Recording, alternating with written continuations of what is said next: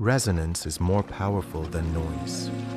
While the world screams in chaos, the divine soul speaks with a clarity that shatters the darkness.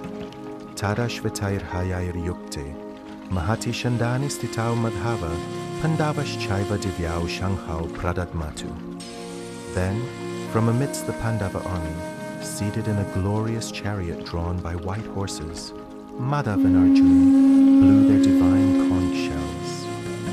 This is the entrance of the truth. Notice the contrast.